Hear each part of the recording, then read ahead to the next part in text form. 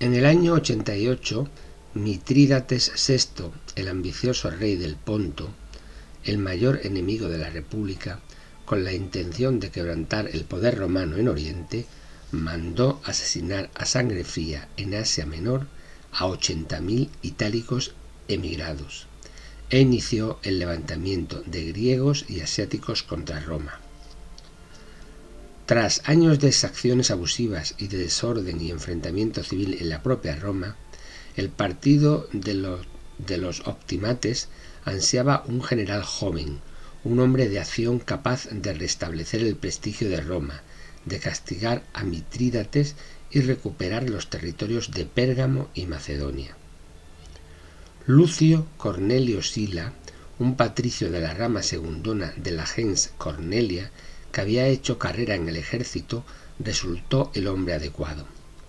Como legado de Mario y mandando la caballería, había actuado con valor y habilidad en las guerras contra Yugurta y contra los cimbios y teutones. Demostró esa ambición y adquirió indiscutible prestigio cuando, actuando por su cuenta, derrotó a los aliados itálicos, despertando con ello los recelos y la hostilidad del cónsul Mario. Su firme apoyo en el ejército y su declarada rivalidad con Mario lo convirtió en la práctica en jefe del partido de los optimates. En el año 88, el Senado apoyó su nombramiento como cónsul, otorgándole el mando en la guerra contra Mitrídates, frente a los tribunos del Partido Popular que reclamaban para Mario el supremo mando militar. No había llegado Sila a Capua, donde estaban concentradas las tropas, cuando el otro cónsul, Sulpicio Rufo, propuso en Roma entregar el mando de la guerra contra Mitrídates a Mario.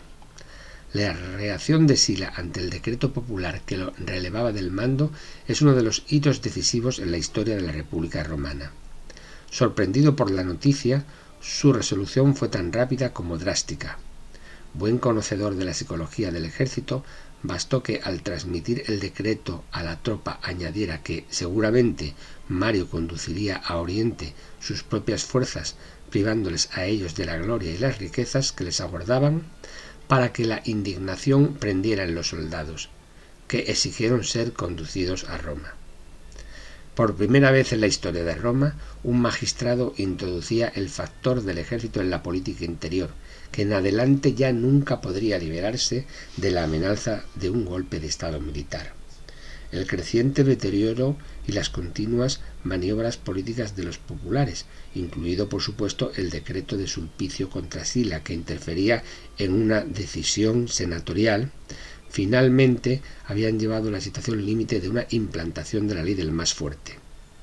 Desde el golpe de estado de Sila, la Constitución republicana quedaba reducida a una farsa legal, y su vigencia sujeta a las modificaciones y caprichos de cualquier eventual imitador del proceder silano. Se inicia con ello un precedente importante en la política de transición republicana a la monarquía imperial. La pretensión del jefe militar de actuar oficialmente en defensa de la legalidad vigente de la declinante república, mediante la restauración del régimen senatorial. En la primavera Sila partió para Oriente con 6 legiones de veteranos, apenas 30.000 soldados para luchar contra fuerzas muy superiores en número. La posición política y militar de Mitrídates era muy sólida.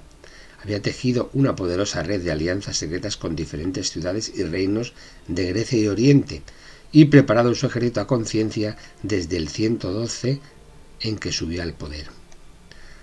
Raramente en la historia se encontrará una situación más difícil de salvar para un político y un general que la que afrontó Sila entre los años 88 y 84 a.C., en que permaneció en Oriente, pues nada más embarcar Sila con sus tropas rumbo a Grecia, su antagonista Mario, llamado por el Partido Popular, desembarcaba en Etruria, atravesando el país con un ejército heterogéneo de esclavos fugitivos, legionarios licenciados, en el que llegó a reunir 2.000 hombres. Cuando Roma se vio obligada a abrir las puertas al desterrado, su entrada fue acompañada por un verdadero río de sangre. Mario recorrió la ciudad con su guardia personal y mandó asesinar a cuantos les pareció. Recuperó mediante el terror el poder en Roma y se hizo nombrar cónsul. pero demostró su incapacidad para gobernar, entregándose a todo tipo de excesos mientras esperaba con angustia la llegada de Sila. Por último, consumido por las enfermedades, murió en el 86 a los 70 años de edad. El cónsul Cinna, aliado de Mario, depuso a Sila y envió a otro general, Valerio Flaco, con 12.000 soldados y las instrucciones de relevar a Sila en el mando. La ponderada habilidad y la sangre fría de Sila le salvó de su propia destrucción y logró mantener el prestigio de Roma en Oriente.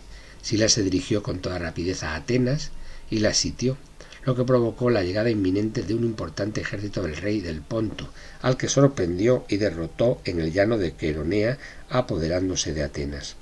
Su situación para negociar secretamente con Flaco era inmejorable, por lo que éste, que no lo quería hacer, optó por marchar directamente a los estrechos del Bósforo para recuperar Asia Menor. Sin embargo, las disensiones en el ejército armado por los populares terminaron después de meses en un motín y en el asesinato de Flaco, que fue sustituido por Fimbria. Para entonces Sila, obviando por razones políticas el castigo de las matanzas de ciudadanos romanos, había negociado con Mitrídates la paz, a cambio de recibir cuantiosas reparaciones de guerra. Mitrídates le entregó las contribuciones cobradas en Asia Menor durante 4 años y 80 buques de guerra, y las legiones de Fimbria se entregaron entonces sin combatir para participar del botín de Sila, de forma que en la primavera del año 83 Sila desembarcó en Brindisi con su tesoro y con 8 legiones de veteranos completamente fieles a su persona. Derrotó a los populares y se presentó en Roma para castigarlos. Pero, respetuoso con la legalidad, hizo votar primero una ley que le atribuía los poderes de dictador. Era el nuevo dueño de Roma, y los comicios votaron la ley sin resistir. Sila se dispuso a saldar cuentas con todos los que consideraba enemigos. Las listas de proscripción se extendieron a 4.700 ciudadanos. El terror blanco del año 81 en Roma es una de las más famosas degollines de la historia.